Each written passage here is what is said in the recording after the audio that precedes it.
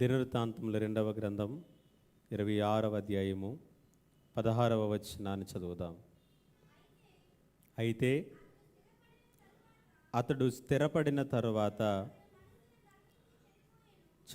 అతడు మనస్సున గర్వించి చెడిపోయెను అనే మాట మనం చూస్తూ ఉన్నాం. ఆ రీతిగానే మనం చదువుకున్నటువంటి 2వ లేఖన భాగం కూడా అపోస్తలుల కార్యముల గ్రంథం 12వ అధ్యాయము 21వ వచనం నుంచి చదువుదాం. నియమింపబడిన దినమందు హేరోదు రాజవస్త్రములు ధరించుకుని న్యాయపీఠము మీద కూర్చుండి వారి ఎదుట ఉపన్యాసము చేయగా జనులు ఇది దైవస్వరమే కాని మానవ స్వరము కాదని కేకలు వేసిరి. అతడు ఆ విషయాలను బట్టి దేవుణ్ణి మహిమపరచనందున వెంటనే ప్రభువు దూత అతనిని మొత్తెను గనుక పురుగులు పడి ప్రాణము విడిచెను అనే మాటలు మనము ఈ భాగంలో చూస్తూ ఉన్నాం. మరొక మారు మీ అందరికీ కూడా మనందరి రక్షకుడైన యేసుక్రీస్తు నామములో శుభాలు. ప్రత్యేకంగా దేవుని యొక్క వాక్యమును వినుటకు ఆహ్వానాన్ని తెలియజేస్తూ ఉన్నాం. ఒకరోజు కొంతమంది వ్యక్తులు చనిపోయినటువంటి ఒక డెడ్ బాడీని ఈ పాతి పెట్టడానికి తీసుకుని వెళుతూ ఉన్నారు. పాడి మీద మోసుకుని వెళుతూ ఉన్నారట. పాడి మీద మోసుకుని వెళుతున్నారు. అది వర్షాకాలం, కొంచెం బురదగా ఉందంతానే. వారు నడుచుకుంటూ వెళుతూ ఉన్నారు. అందులో ఉన్నటువంటి వాళ్ళందరూ కూడా మాట్లాడుకుంటున్నారు, ఎలా చనిపోయారంటే పాము కరిచి చనిపోయాడని చేసి వాళ్ళు చెప్పుకుంటా ఉన్నారు. ఈ బురదలో 2 వానపాములు ఆ బురదలో ఉన్నాయి. ఈ మాటలు వింటూ ఉన్నాయి, ఈ సంభాషణ అంతా కూడా విన్నాయి. ఈ 2 వానపాములు కూడా ఆ సంభాషణ విని అందులో ఒక వానపాము అందంట, చూసావా మన దెబ్బ అంటే అలా ఉంటుంది మనతో పెట్టుకుంటేని, అతడు పాము గారి చనిపోయాడంటే మరి పాము జాతి అంటే ఏమనుకుంటున్నావో, మామూలుగా ఉంటుంది మనతో పెట్టుకుంటేనే అనేసి రెండోది అంటూ 2 కూడా గర్వపడి ఒకసారి అలాగ పైకి ఎగిరాయంట. పైకి ఎగిరితేలోకి శవాన్ని మోస్తున్నటువంటి కాళ్ళ క్రింద పడి 2 వానపాములు కూడా చచ్చిపోయాయి. బాగుండొచ్చును, కానీ గర్వము అనేటువంటిది చాలా ప్రమాదకరమైనటువంటిది అనేటువంటి నీతి ఈ చిన్న కథలో మనము చూడగలుగుతూ ఉన్నాం. గర్వము నడుస్తూ ఉంది. అది అనేక మార్లు మన ప్రాణాల మీద కూడా వచ్చేటటువంటి పర్యావసానాలను అది కలిగి ఉండేటటువంటి పరిస్థితులను గురించి దేవుని యొక్క లేఖన భాగాలు మనల్ని ఎంతో స్పష్టంగా హెచ్చరిస్తూ ఉన్నాయి. మనం చదువుకున్నటువంటి 2 లేఖన భాగాలను కూడా జాగ్రత్తగా గమనించినట్లయితే 2వ దినవృత్తాంతాల గ్రంథం 26వ అధ్యాయము 16వ వచనం నుండి 1వ వచనం వరకు మనం చదువుకొని ఉన్నాం. అక్కడ ఇశ్రాయేలీ ఈ యూదా రాజ్యమును ఎంతో శక్తివంతముగా పరిపాలించినటువంటి ఉజ్జియా రాజు యొక్క జీవితాన్ని మనం చూస్తూ ఉంటాం. మొదటి 15 వచనాల్లోనూ అతడి యొక్క జీవితంలో మొదటి అంకాన్ని చూస్తాము. తర్వాత 16వ వచనము నుండి 21వ వచనం వరకు ఉన్నటువంటి భాగంలో అతని జీవితంలోని 2వ అంకాన్ని చూస్తూ ఉంటాం.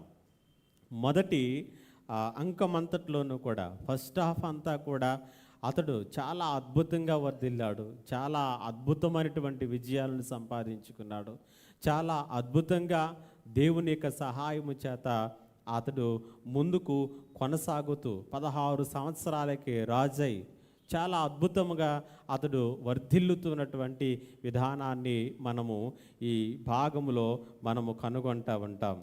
అయితే ఈ 2వ భాగానికి వచ్చేసరికి మనం చూసినట్లయితే 26వ అధ్యాయం 15వ వచనంలో చూసినట్లయితే, మరియు అతడు అంబులనేమి పెద్ద రాళ్లనేమి ప్రయోగించుటకై ఉపాయశాలులను కల్పించిన యంత్రములను యెరూషలేములో చేయించిన దుర్గములలోను బురుజులలోను ఉంచెను.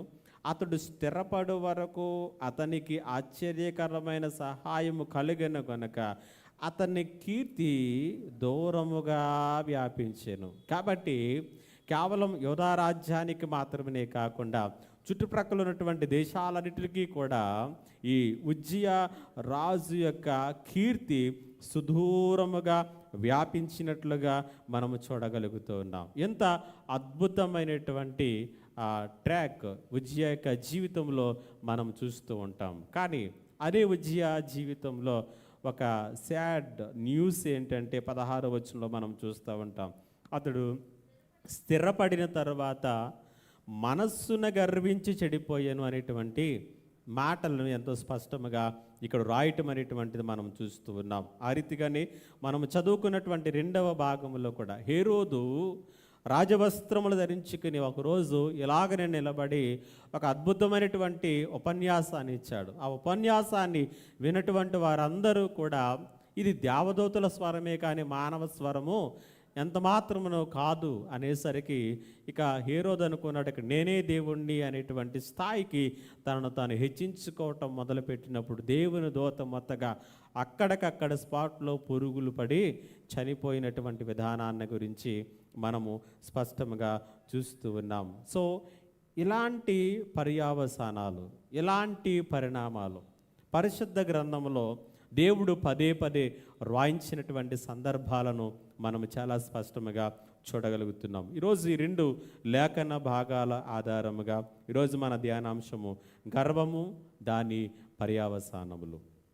గర్వము దాని యొక్క పర్యావసానములు. గర్వము వలన ఎట్లాంటి పర్యావసానాలు మన జీవితంలో ఎదుర్కొంటాము, అది మంచిదా చెడ్డదా అనేటువంటిది మనము ఆలోచన చేసుకోవాలి. ఈ లోకానుసారముగా గర్వాన్ని చాలా గొప్పగా ప్రొజెక్ట్ చేసుకుంటూ ఉంటారు. గర్వాన్ని చాలా గొప్పగా దాన్ని పొగుడుకుంటూ ఉన్నటువంటి విధానాలను ఈ లోకంలో మనం చూస్తూ ఉంటాము. కానీ దేవుడు గర్వాన్ని ఇప్పుడు కూడా నెగిటివ్ యాంగిల్లోనే చూసేటటువంటి విధానం పరిశుద్ధ గ్రంథంలో మనము చూస్తూ ఉంటాం. ఏంటి అసలు గర్వం అంటే ఏంటి? Pride. What is pride? So pride అంటే ఏంటంటే అహంకారం, ఒక రీతిగా అంచనాలకు మించినటువంటి మితిమీరినటువంటి ఆత్మీయ గౌరవం, మితిమీరినటువంటి ఆత్మ గౌరవాన్ని గర్వం అని మనం చెప్పుకోవచ్చు. ఈ గర్వం అనేటువంటిది ఎట్లాంటిదంటే నాకంతా తెలుసు, నాకెవరూ కూడా ఏమీ చెప్పనక్కర్లేదు అనేటువంటి వైఖరి విధానములో మన జీవితాలను ఉంచేటటువంటి విధానాన్ని గురించి మనం చూస్తూ ఉంటాం. కాబట్టి ఇలాంటి గర్వం అనేటువంటిది 7 డెడ్లీ సిన్స్లో ఒక సిన్గా మన యొక్క సంఘ పితరులు దీన్ని గుర్తించారు. ఆది సంఘము కాలంలోనే 7 భయంకరమైనటువంటి పాపములలో ఒక పాపముగా దీనిని గుర్తించడం అనేటువంటిది జరిగింది. ఇది ఎంత కీడు చేసేటటువంటిదిగా, ఎంత భయానకమైనటువంటి పాపం అంటే 7 భయంకరమైనటువంటి పాపములలో ఈ గర్వాన్ని కూడా చేర్చటం అనేటువంటిది జరిగినటువంటి విధానాన్ని మనం చూస్తూ ఉంటాం. గర్వం అనేటువంటిది చాలా ప్రమాదకరమైనటువంటిదిగా మనం చూస్తూ ఉన్నాం. అసలు గర్వానికి కారణాలు ఏంటి? ఎందుకు ఈ గర్వం అనేటువంటిది మానవ జీవితాల్లోనికి వస్తూ ఉంది? 2వ ప్రశ్న. గర్వం అంటే ఏంటో చూసాం. 2వదిగా ఈ గర్వానికి కారణాలు ఏంటి? గర్వానికి కారణాలు ఏంటంటే గర్వానికి అనేకమైనటువంటి కారణాలు. ఒకటి, మనము సాధించేటటువంటి విజయాలు కొన్నిసార్లు మన యొక్క గర్వానికి కారణంగా ఉంటాయి. మనము సాధించేటటువంటి విజయాలు, కొన్నిసార్లు మనకున్నటువంటి పేరు ప్రఖ్యాతులు, కొన్నిసార్లు మనకున్నటువంటి గొప్ప జ్ఞానం, మనకున్నటువంటి బలం. సో ఇవన్నీ కూడా చాలాసార్లు మనము గర్వపడేలాగా, విర్రవీగేలాగా, లేకపోతే అహంకారాన్ని ప్రదర్శించేలాగున మన జీవితాల్లో పనిచేస్తూ ఉంటాయి. వాస్తవానికి దాన్ని గర్వంగా మనం అక్కడ చూడలేమన్నమాట. అంతలాగా అది మన జీవితాల్లో పనిచేయటం అనేటువంటిది మనం చూస్తూ ఉంటాం.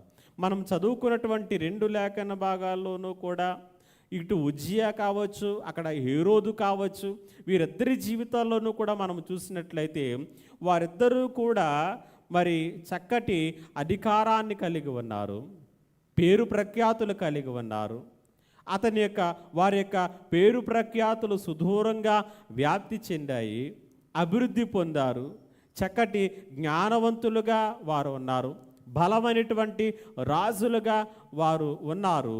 అయితే ఇవన్నీ కూడా వారి జీవితాలలోనికి వస్తూ ఉన్నప్పుడు, లేకపోతే ఇవన్నీ కూడా ఇస్తూ ఉన్నప్పుడు వారు అజాగ్రత్తగా ఉన్నటువంటి ఒక కారణం ఏంటంటే, గర్వం అనేటువంటిది ఏ కోశాన మన జీవితాల్లోనికి రాకూడదు, లేకపోతే దానికి చోటు ఇవ్వకూడదు అనేటువంటి విషయంలో వారు అప్రమత్తత కలిగి లేకపోయారు. దేవుని యొక్క వాక్యము చాలా స్పష్టంగా తెలియచేస్తూ ఉంది. మన యొక్క విజయాలు కావచ్చు, మన పేరు ప్రఖ్యాతులు కావచ్చు, మన జ్ఞానము కావచ్చు, మన బలాన్ని గురించి కావచ్చు, మనం అతిశయించటము ఎంత మాత్రమును కూడా తగదు. ఇర్మియా గ్రంథం 9వ అధ్యాయము 23వ వచనంలో చూసినట్లయితే, ఇర్మియాతో దేవుడు మాట్లాడుతూ ఇశ్రాయేలీ ప్రజలకు తెలియచేయమైనటువంటి ఆ మాటలలో దేవుడైనటువంటి యెహోవా చెప్పినటువంటి మాటలు ఏలాగు సెలవిచ్చుచున్నాడు. జ్ఞాని తన జ్ఞానమును బట్టి, శూరుడు తన శౌర్యమును బట్టి అతిశయింపకూడదు, ఐశ్వర్యవంతుడు తన ఐశ్వర్యమును బట్టి అతిశయింపకూడదు. అతిశయించువాడు దేనిని బట్టి అతిశయింపవలననగా, చాలండి, దేవునిని బట్టి తప్ప మరి దేనిని బట్టి కూడా అతిశయింప తగదు అని ఆ క్రింద వచనాలను క్రోడీకరిస్తే వచ్చేటటువంటి అర్థం అది. కాబట్టి ఇక్కడ దేవుడైనటువంటి యెహోవా చాలా స్పష్టంగా చెబుతూ ఉన్నాడు. సో జ్ఞాని తన జ్ఞానాన్ని బట్టి కానీ, శూరుడు తన శూరత్వాన్ని బట్టి కానీ, ఐశ్వర్యవంతుడు తన ఐశ్వర్యమును బట్టి కానీ అతిశయింప తగదు, అతిశయింప కూడదు. కారణం ఏంటంటే, ఈ భూమి మీద ఉన్నటువంటి సమస్తానికి కూడా ఆధారము దేవుడే. ఇచ్చేటటువంటి వాడు ఆయన, జ్ఞానం ఇచ్చిన వాడు ఆయన, బలం ఇచ్చిన వాడు ఆయన, ఐశ్వర్యం ఇచ్చిన వాడు ఆయన, ఆరోగ్యం ఇచ్చిన వాడు ఆయన, వృద్ధిలోనికి తీసుకుని వచ్చిన వాడు ఆయన, హెచ్చించినటువంటి వాడు ఆయన. అందుకని అంటున్నాడు, అతిశయించేటటువంటి వారు ఎవరైనా ఉంటే మీకు ఉన్నటువంటి ఈవులను బట్టి కాదు కానీ ఈవులు ఇచ్చినటువంటి వాడిని బట్టి అతిశయించండి. మీ దగ్గర ఉన్నటువంటి దేన్ని బట్టి కాదు కానీ దాని వెనక ఉన్నటువంటి దేవుణ్ణి బట్టి అతిశయించడం నేర్చుకోండి. ఈరోజు మనిషి మరిచిపోతున్నటువంటిది అదే. ఈరోజు మానవ జాతి మరిచిపోతున్నటువంటిది ఏదంటే, వారికి ఉన్నటువంటి వాటిని బట్టి గర్వపడుతూ, వారికి ఉన్నటువంటి వాటిని బట్టి అతిశయిస్తూ, అహంకారముతో కూడినటువంటి విధానాలలో వారు ముందుకు కొనసాగుతూ దేవునిగా ఆరాధించటం మర్చిపోతున్నారు. దేవునిగా గుర్తించటం మర్చిపోతున్నారు. దేవుని యొక్క గుణలక్షణాలను, ఆయన స్వభావాన్ని, ఆయన మంచితనాన్ని, ఆయన కృపను ప్రక్కన పెట్టి ముందుకు వెళ్ళాలి అనేటువంటి ప్రయత్నములో అనేకమైనటువంటి పర్యావసానాలను మానవుడు ఎదుర్కొంటూ ఉన్నాడు. ఈ గర్వము లేకపోతే ఈ అహంకారం అనేటువంటిది ఏదైతే ఉందో అది ఒక వ్యక్తి యొక్క నాశనానికి, ఒక కుటుంబం యొక్క నాశనమునకు, ఒక దేశం యొక్క నాశనమునకు కూడా కారణము కాగలదు. కాబట్టి ఇలాంటి గర్వము విషయములో మనం అప్రమత్తముగా లేకపోతే, ఇలాంటి గర్వము విషయములో మనం అజాగ్రత్తను ప్రదర్శించినట్లయితే అది చాలా ప్రమాదకరముగా మారుతుంది. అది చాలా ప్రమాదకరముగా మారేటటువంటి పరిస్థితులు వస్తూ ఉంటాయి. చాలా సందర్భాల్లో విశ్వాసులు అడుగుతూ ఉంటారు, చిన్న స్థాయి నుంచి సేవ మొదలుపెట్టి ఒక ఉన్నతమైనటువంటి స్థాయికి వెళ్ళినటువంటి వారి జీవితాల్లో వారు చూసినటువంటి కొన్ని సంఘటనలను వారు జ్ఞాపకం చేస్తూ, ఆయన మైక్ సరిగా పనిచేయకపోతే తీసిరేస్తాడండి, లేకపోతే ఇంకొకటి అంటారు. ఒకప్పుడు మీరు మీటింగ్కి రావాలంటే వచ్చేటటువంటి వారు ఇప్పుడు దాని కొరకు డబ్బులు డిమాండ్ చేస్తారండి. ఇట్లా ఎందుకు మారిపోతారండి? ఇలాగన ఎందుకు అయిపోతారు? ఒకప్పుడు చాలా దీనత్వంతో ఉండేటటువంటి వారు, ఒకప్పుడు చాలా మంచిగా వాక్యం చెప్పేటటువంటి వారు ఎందుకు అలాగ అయిపోతారు అని అడుగుతూ ఉంటారు. సో నేను అంటూ ఉంటాను, ఎందుకో తెలియదు నాకు అని. బహుశా వారు ఎదుగుతూ అభివృద్ధి పొందుతున్నటువంటి విధానాన్ని బట్టి అలాగైపోతారేమో అనేటువంటి విధానంలో నేను ఆలోచన చేసుకుంటా ఉంటాను. కాబట్టి ఎప్పటికప్పుడు మనం అప్రమత్తంగా ఉండాలి. కారణం ఏంటంటే ఈరోజు మనకి దేవుడు ఏది ఇచ్చినా, ఈరోజు మన చేతుల్లో ఏది ఉన్నా, ఈరోజు మనలను దేవుడు ఏ స్థాయిలో ఉంచినప్పటికీ, నీకున్నటువంటి స్థానం కావచ్చు, నీకున్నటువంటి స్థాయి కావచ్చు, నీ దగ్గర ఉన్నటువంటి ప్రతి దాని వెనక కూడా ఒకరున్నారు అనేటువంటిది మనం మర్చిపోకూడదు. ప్రతి దాని వెనక ఒక ఆయన ఉన్నారు. ఆయన నిన్ను ప్రేమించకపోతే, ఆయన కృప చూపించకపోతే, ఆయనే గనక ఇవ్వకపోతే అది మనకు రాదు, మన దగ్గర ఉండదు అనేటువంటి ఆ స్పృహను ఎప్పుడైతే మనిషి కోల్పోతాడో అది చాలా ప్రమాదకరమైనటువంటి పరిస్థితుల్లోనికి వెళ్ళిపోవటం అనేటువంటిది జరుగుతూ ఉంది. కాబట్టి ప్రియమైనటువంటి దేవుని బిడ్డలారా, సో గర్వం అనేటువంటిది మన యొక్క జీవితములలో ఇవన్నీ కూడా గర్వానికి కారణాలుగా మనకి కనిపిస్తున్నాయి. ఇక మూడవ ప్రశ్న ఏంటంటే, గర్వం ఏం చేస్తుంది? గర్వం అనేటువంటిది మనకు ఉపయోగమా, నిరుపయోగమా? గర్వం వలన లాభాలు ఏంటి? గర్వం మనం ఎంతవరకు లాభము అని అంటే, గర్వం వలన మనము ఒకవేళ ఆత్మసంతృప్తిని పొందితే పొందొచ్చు, అంతకు మించి ఎటువంటి లాభము కూడా లేదు. లేకపోతే మనం అహంకారాన్ని ప్రదర్శించి నేను నా అనుకున్నటువంటి మాటను నేను నెగ్గించుకున్నాను, అంతవరకు అది సరిపోవచ్చు. ఇంకా అంతకు మించి దాని వలన ఎలాంటి ఉపయోగము కూడా లేదు. కానీ గర్వం వలన వచ్చేటటువంటి పర్యావసానాలు, ఆ గర్వము ఏమి చేస్తుంది అని మనం ఆలోచన చేసినట్లయితే పరిశుద్ధ గ్రంథము చాలా స్పష్టంగా తెలియజేస్తుంది. ఒకటి, గర్వము మనల్ని మోసం చేస్తుంది. ఏం చేస్తుంది? మోసం చేస్తుంది. ఓబద్య గ్రంథం 3వ వచనాన్ని చదివినట్లయితే, ఓబద్య గ్రంథము 3వ వచనాన్ని మనం చూసినట్లయితే చాలా స్పష్టంగా అక్కడ మాట్లాడుతున్నటువంటి మాట చూస్తాం.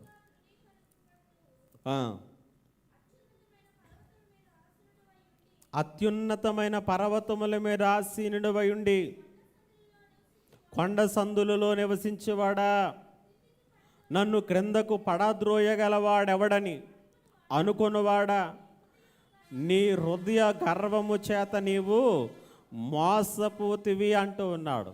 ఓబద్య ప్రవక్త ఎవరి గురించి ఇక్కడ మాట్లాడుతున్నాడంటే, ఇక్కడ యాషావు సంతతిని గురించి మాట్లాడుతూ ఉన్నాడు, ఎదోమీయులను గురించి మాట్లాడుతూ ఉన్నాడు, ఎదోము సంతతిని గురించి మాట్లాడుతూ ఉన్నాడు. సో వారందరూ అనుకున్నారంట, ఏమనుకుంటున్నారు వాళ్ళు?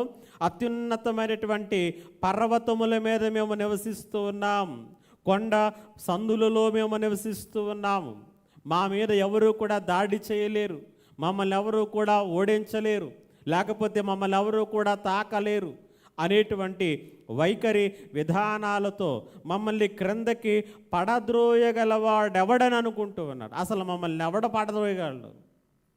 అసలు మా మీద మమ్మల్ని ఎవరు టచ్ చేయగలరు అనేటువంటి రీతిలో వారు అనుకుంటూ ఉన్నప్పుడు దేవుడు అంటూ ఉన్నటువంటి మాట ఏంటంటే, ఇలాగనుకుంటూ మీ హృదయ గర్వము చేత మీరు మోసపోయారు. ఎందుకంటున్నాడు ఆ మాట?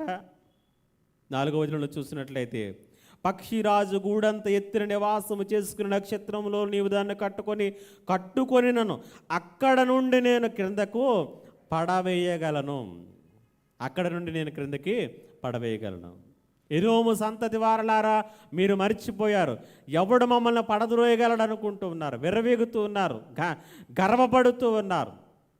మిమ్మల్ని ఆ స్థాయికి హెచ్చించినటువంటి దేవుణ్ణి తృణీకరించి మాట్లాడుతూ ఉన్నారు. వినండి, ఇక్కడ కాదు, మీరు ఉన్నతమైనటువంటి పర్వతాలలోనూ కొండ సందులలోనూ కాదు, మీరు పక్షిరాజు గూడంత ఎత్తున నివాసము చేసుకున్నా, లేకపోతే నక్షత్రాల్లోనే నీవు నీ కట్టడాన్ని కట్టుకున్నా, అక్కడ నుంచి నేను కిందకి పడేస్తాను, అక్కడ నుంచి నేను క్రిందకి నిన్ను తీసుకుని వస్తాను అనేటువంటి విధానంలో దేవుడు మాట్లాడుతున్నాడు. కాబట్టి గర్వము అనేటువంటిది మోసం చేస్తుంది. ఎవరినో మోసం చేయటం కాదు, మనకు తెలియకుండా మనలనే మోసం చేస్తుంది. మనకు తెలియకుండా మన పతనానికి మార్గాన్ని సరళం చేస్తుంది. మనకు తెలియకుండా మన వాటమికి, మన అపజయాలకు అది కారణము కాగలుగుతుంది. అది మనల్ని మోసము చేసేటటువంటిది.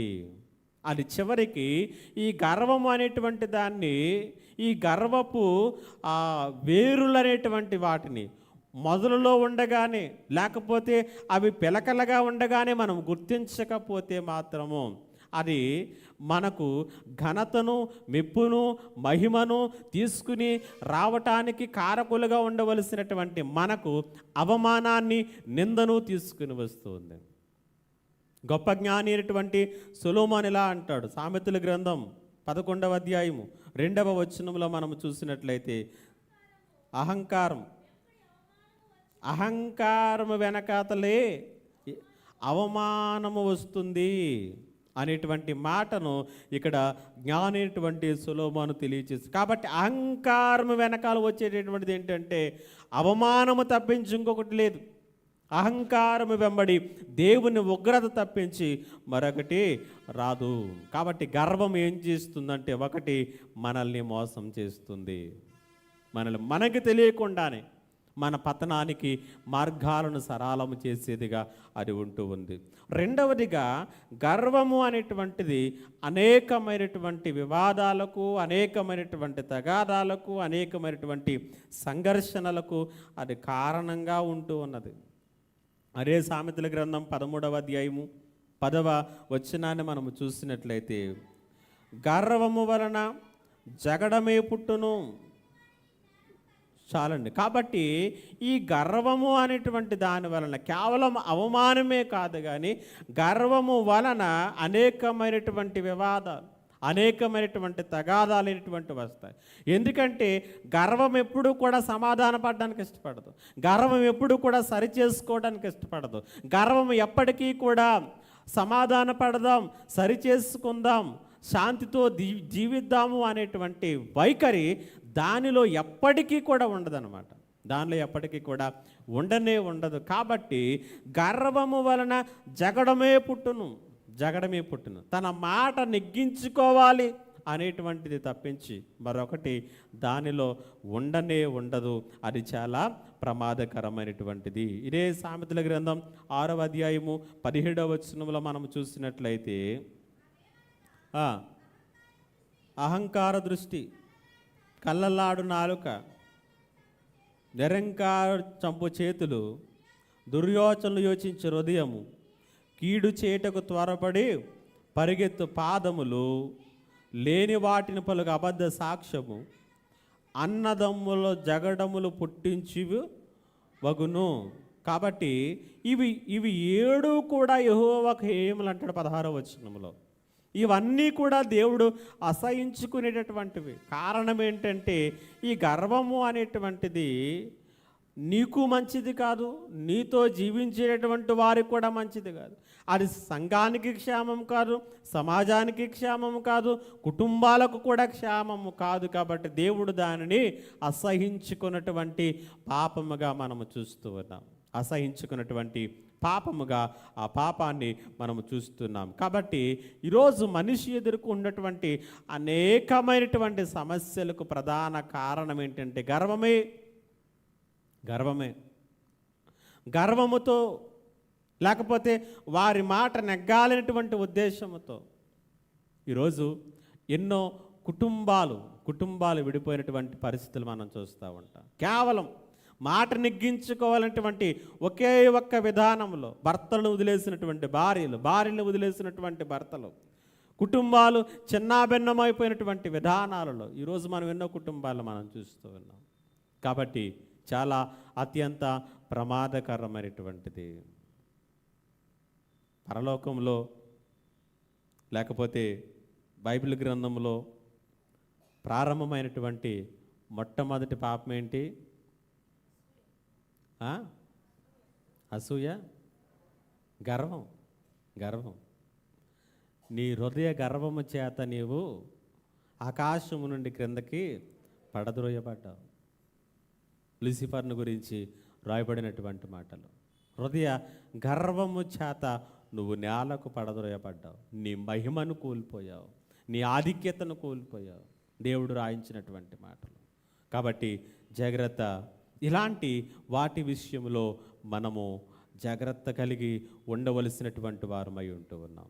ఇక గర్వం యొక్క అతిపెద్ద ప్రమాదం ఏంటంటే, వీటన్నిటికంటే కూడా పెద్ద ప్రమాదం ఏంటంటే, సృష్టికర్త అయినటువంటి దేవుణ్ణి గుర్తించలేనటువంటి స్థితిలోనికి మనల్ని నెట్టివేస్తుంది. సృష్టికర్తను మనము ఎరగలేని, లేకపోతే గుర్తించలేనటువంటి స్థితికి మనల్ని తీసుకుని వెళ్ళేటటువంటిదిగా ఇది మనకి కనపడుతూ ఉంది ప్రియమైనటువంటి దీని బిడ్డలారా. కాబట్టి రోమీలకు రాసినటువంటి పత్రికలో మనం చూసినట్లయితే, రోమాపత్రిక 1వ అధ్యాయము 20వ వచనంలో మనం చూసినట్లయితే, ఆయన అదృశ్య లక్షణములు అనగా నిత్యశక్తి, దేవత్వమును, జగదుత్పత్తి మొదలుకొని సృష్టింపబడిన వస్తువులను ఆలోచించుట వలన తేటపడుచున్నవి గనుక వారు నిరుత్తురులైరి.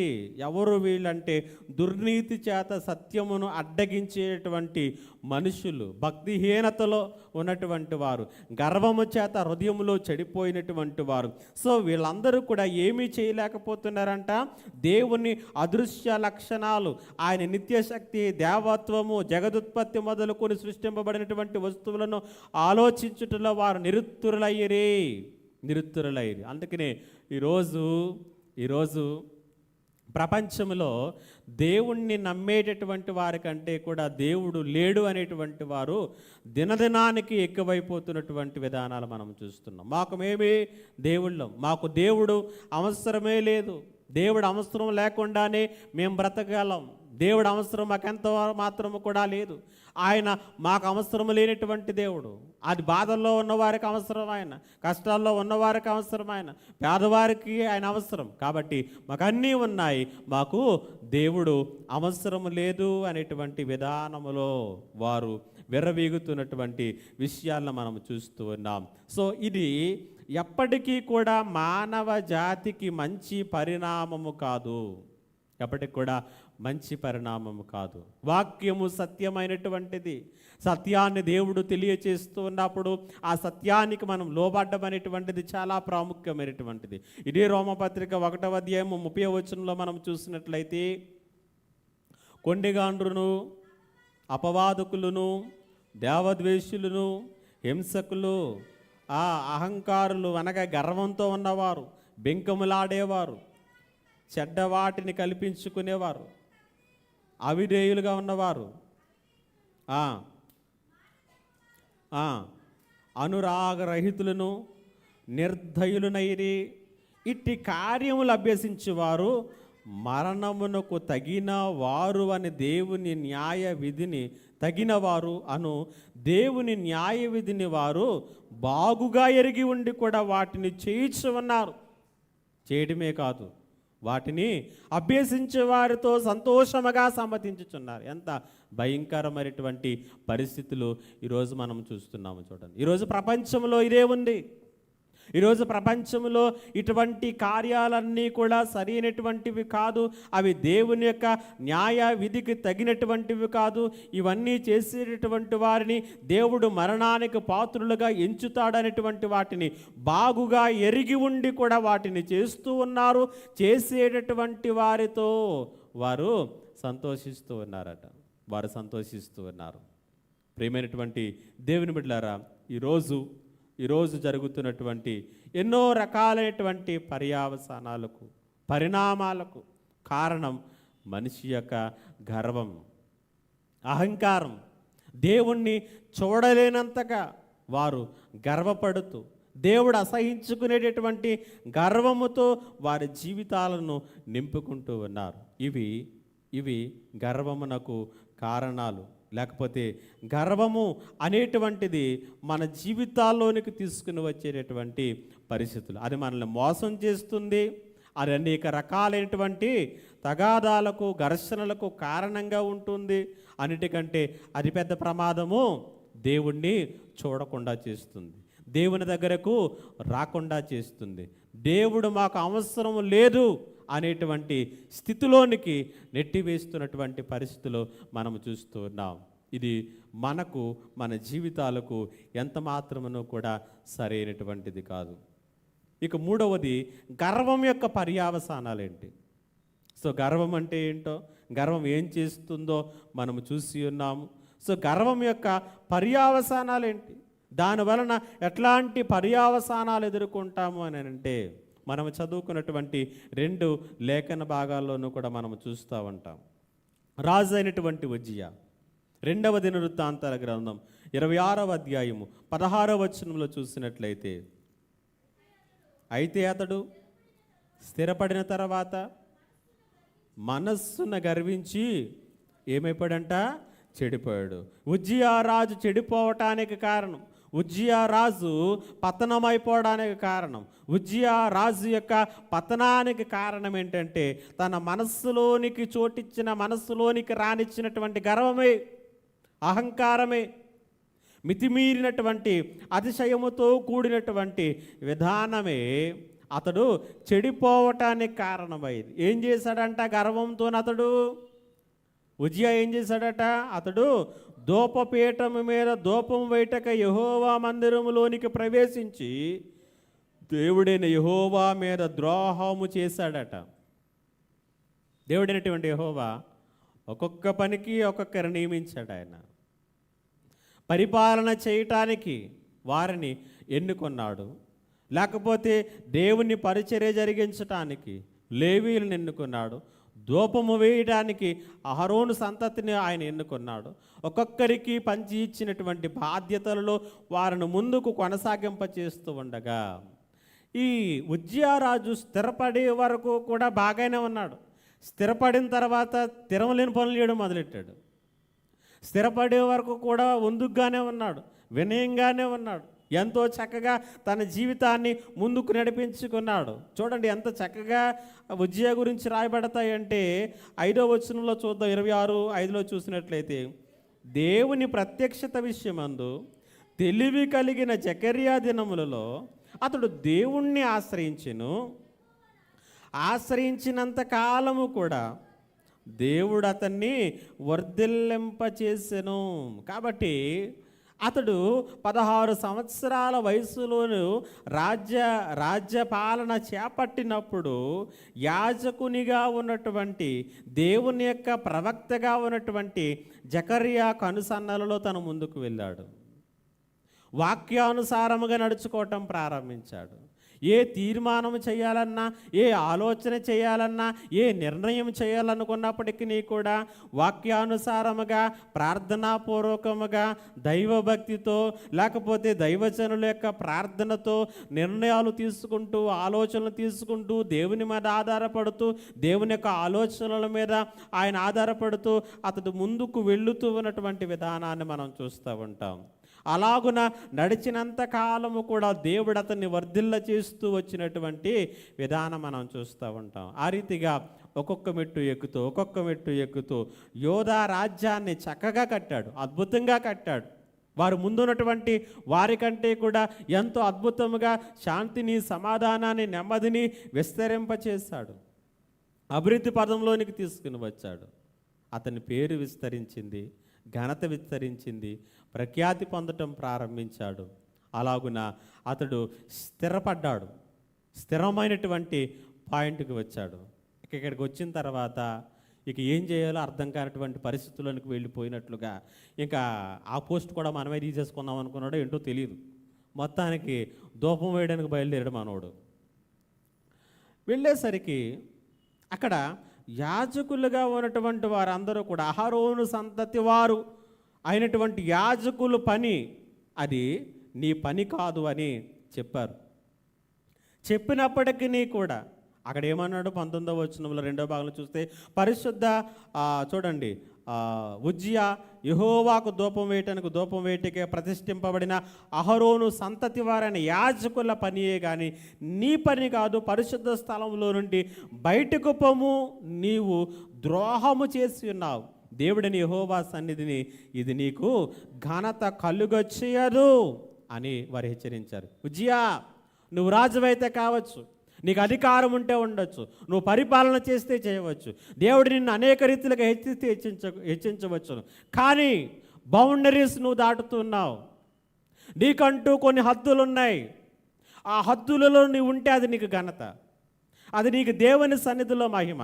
కానీ నువ్వు హద్దును మీరి బయటికి వస్తే అది నీకు ఘనత కాదు, దేవుని దృష్టిలో అది సరైనటువంటిది కాదు అని వారు హెచ్చరించినప్పుడు గర్వం నెత్తి మీదకి ఎక్కితే ఎలా ఉంటుందో చూడండి. ఏమన్నాడు ఉజ్జియా ధూపం వేయటానికి 19వ వచనం, ధూపార్తి చేత పట్టుకొని రౌద్రుడై యాజకుల మీద కోపం చూపించాడంట. మీరెవరు నాకు చెప్పేది, ఇక్కడ నాకు తెలుసు అంతాను అనేటువంటి విధానంలో, వైఖరిలో ఉజ్జియా బయలుదేరినప్పుడు ఏమైందంట, యెహోవా మందిరంలో ధూపపీఠము ప్రక్కన అతడు ఉండగా యాజకులు చూచుచూ ఉన్నారు. అలా చూస్తూ ఉండగానే అతడి నొసట కుష్ఠ రోగం పుట్టిందంట.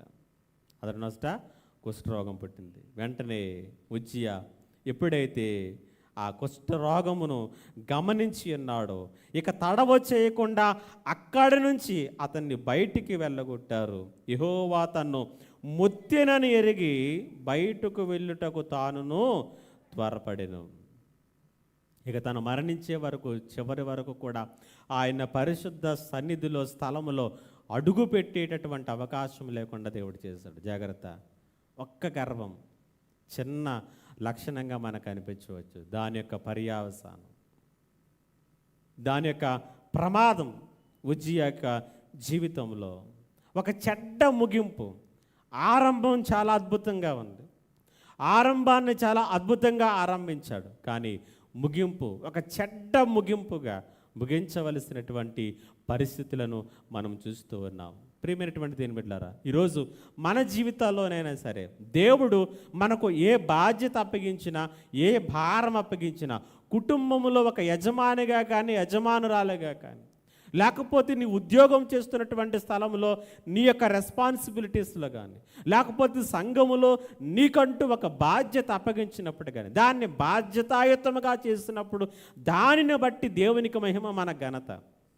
దానిని బట్టి దేవుడు మనల్ని ఆశీర్వదిస్తాడు, మనం వర్ధిల్ల చేస్తాడు. కానీ బౌండరీస్ హద్దులు దాటి మనం ఏది చేయటానికి ప్రయత్నం చేసినప్పటికీ కూడా గర్వముతో మిడిసి పడుతూ నాకంతా తెలుసు అనేటువంటి రీతిలో మనం ఏమి చేయటానికి ప్రయత్నం చేసినప్పటికీ కూడా దేవుడు చూస్తూ ఊరుకోడు. ఆయన గర్వాన్ని అసహించుకున్నాడు.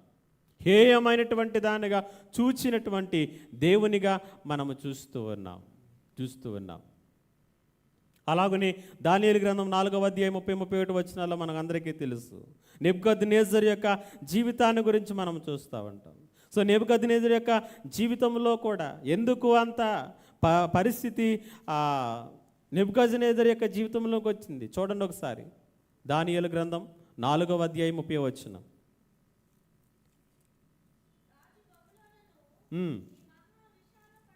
బబులోను అను ఈ మహావిశాల పట్టణం నా బలాధికారము, నా ప్రభావ ఘనతను కనపరచుటకై నా రాజధాని నగరముగా నేను కట్టించుకున్నది కాదా అని తనలో తాను అనుకొనెను.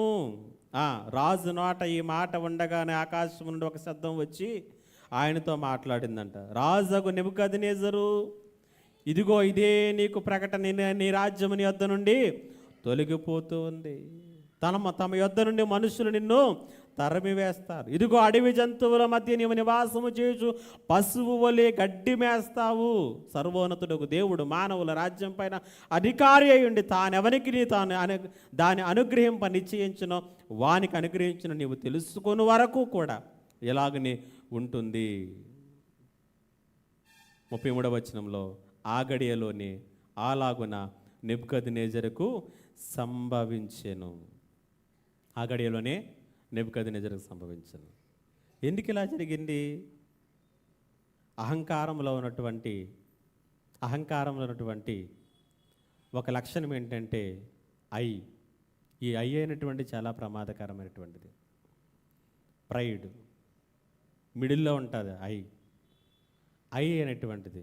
నేను, నా అనేటువంటి దాని విషయంలో జాగ్రత్త కలిగి లేకపోతే అది చాలా ప్రమాదకరమైంది. ఎలా ఆలోచన చేశాడు నెబుకద్నెజరు? అక్కడ 30వ వచనంలో 4 సార్లు ఈ ఐ అనేటువంటి మాట రాయబడింది.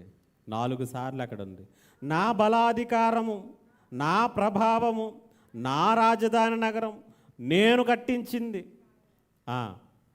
ఇది సంగతి.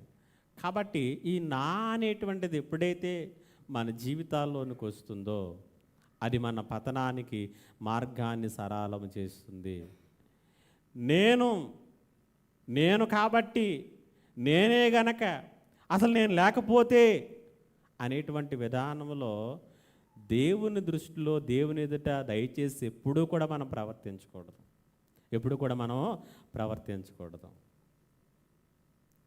అప్పుడప్పుడు ఏవైనా మనకు అకేషన్ జరిగినప్పుడు మమ్మల్ని పరిచయం చేసేటటువంటి మాటలు కొన్నిసార్లు కొంత భయాన్ని కూడా కల్పిస్తూ ఉంటాయన్నమాట.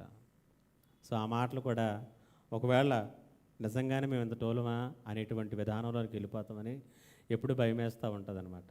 సో ఆ మాటలు కొన్నిసార్లు ఎలా ఉంటాయంటే, అసలు మీరు లేకపోతే సంఘమే లేదన్నట్టు మాట్లాడుతూ ఉంటారు, అసలు మీరు లేకపోతే ఇది ఏది జరగదు అన్నట్టుగా మాట్లాడుతూ ఉంటారు. అంటే నా విషయంలోనే కాదు, ఎవరిని ఇన్వైట్ చేసినప్పటికీ నేను లేకపోతే ఇంకొకడు గాడితో మాట్లాడించుకున్న దేవుడు ఏదో నేనెంత, మనమెంత, వాడుకుంటున్నందుకు మనం దేవుడిని మహింపరచాలి. దేవా ప్రభువా నీకు వందనాలు, నన్ను వాడుకున్నావని కృతజ్ఞత కలిగి ఉండాలి.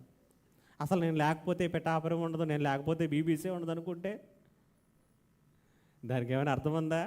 దానికంటే వెర్రితనం ఇంకోటి ఏదైనా ఉంటుందా? ఏది ఉండదు. కాబట్టి ఎప్పుడు కూడా మనం దేవుని సన్నిధిలో తగ్గించుకోవాలి. నేను కట్టించింది, నా ప్రభావం, నా బలాన్ని బట్టి, నా జ్ఞానాన్ని బట్టి, నా ఐశ్వర్యంను బట్టి, ఇది నా రాజధాని, ఇది నా ప్లాన్ ప్రకారంగా నేను కట్టించుకున్నవి, ఇవన్నీ కాదా? దేవుడు అన్నాడు, ఎవరికి ఇవ్వాలో వారికి దేవుడిచ్చాడు. దాన్ని మరిచిపోతే ఇదిగో నీవిది తెలుసుకునే వరకు కూడా గర్వమనిచి గద్దెలు దించి గనులనైనా మేపవ గడ్డి. ఎవరినైనా సరే ఆయన తొక్కేయగలం తేడా వస్తేనే. కాబట్టి మనము ఎంత ఒళ్ళు దగ్గరెట్టుకుంటే అంత మంచిది మనకి, ఎంత స్పృహ కలిగి ఉంటే అంత మంచిది మనకి. దేవుడిచ్చినటువంటి ప్రతి దానిలోనూ కూడా కృతజ్ఞత కలిగి ఉండటం అనేటువంటిది, నీకు ఇచ్చిన ఆరోగ్యం కావచ్చు, బిడ్డలు కావచ్చు, వారి భవిష్యత్తులు కావచ్చు, వారి ఉద్యోగాలు కావచ్చు. ఎంత కష్టపడి చదివించాను అనుకుంటున్నారు సార్ మా పిల్లల్ని, ఎంత ప్రయాసపడ్డాను అనుకున్నారండి. నువ్వెంత ప్రయాసపడితే, నువ్వెంత కష్టపడితే వాళ్ళు వచ్చేసారా? యెహోవా ఆశీర్వాదము వారి మీద లేకపోతే, యెహోవా వారిని దీవించకపోతే నీ కష్టం, నీ యొక్క ప్రయాస అంతా కూడా వృధానైపోతుంది. చూడండి 115వ కీర్తనలో మనం చూసినట్లయితే, 115వ కీర్తన 14వ వచనంలో మనం చూసినట్లయితే, యెహోవా మిమ్మును మీ పిల్లలను వృద్ధి పొందించును. ఎవరు వృద్ధి పొందించేవారు? ఎవరు? ఆయనే.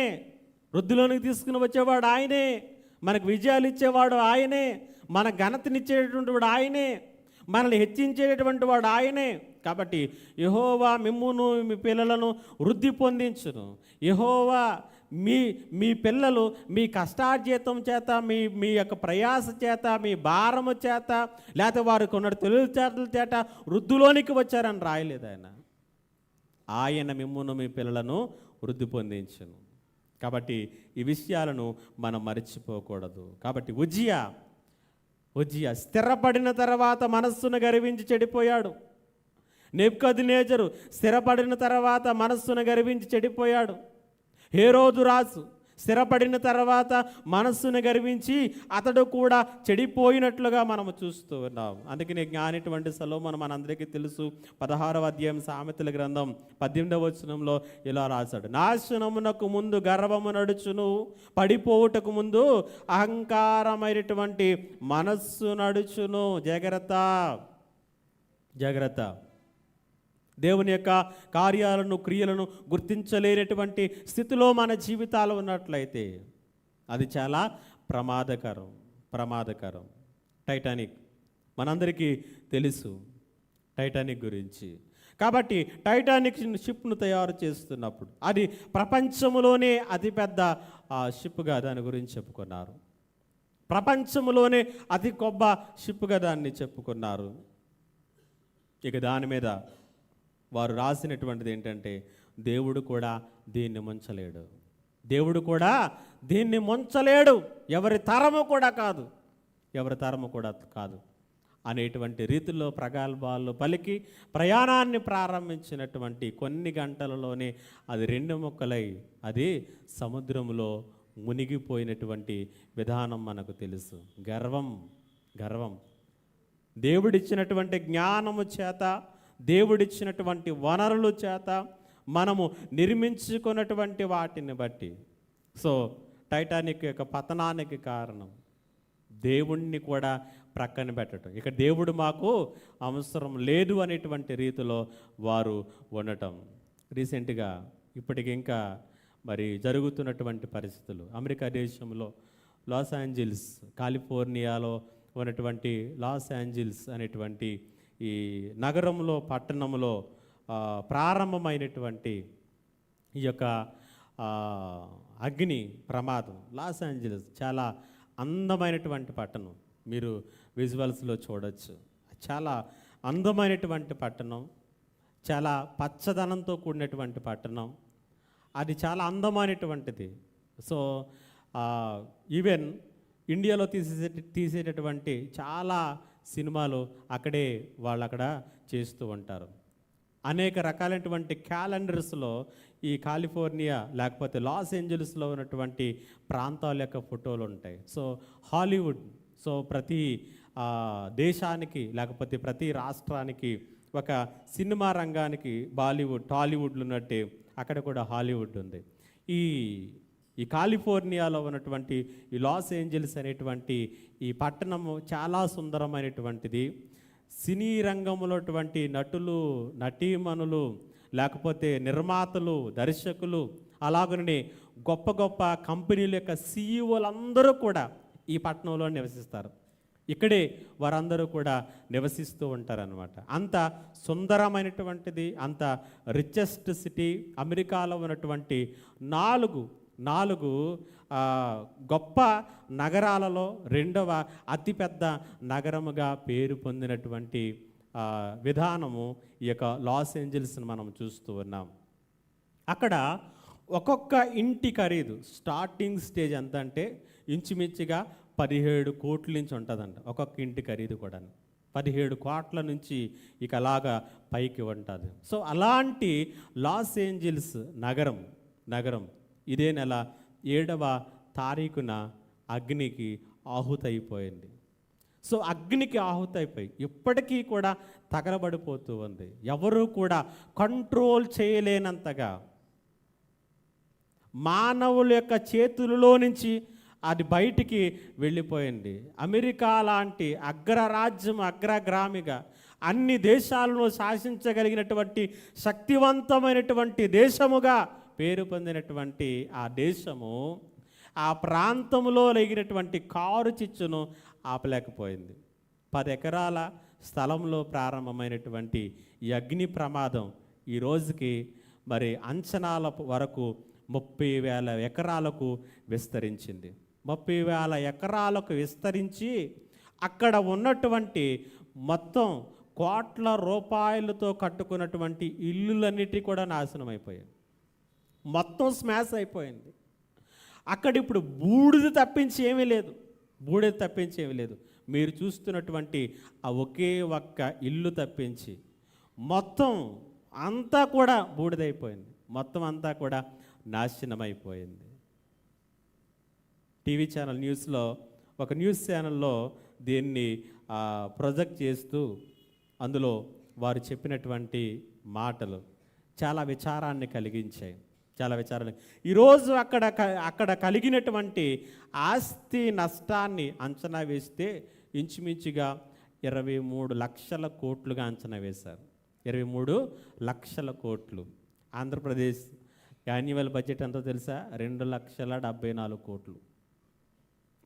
23 లక్షల కోట్లు అక్కడ ఆస్తి నష్టం అనేటువంటిది సంభవించింది.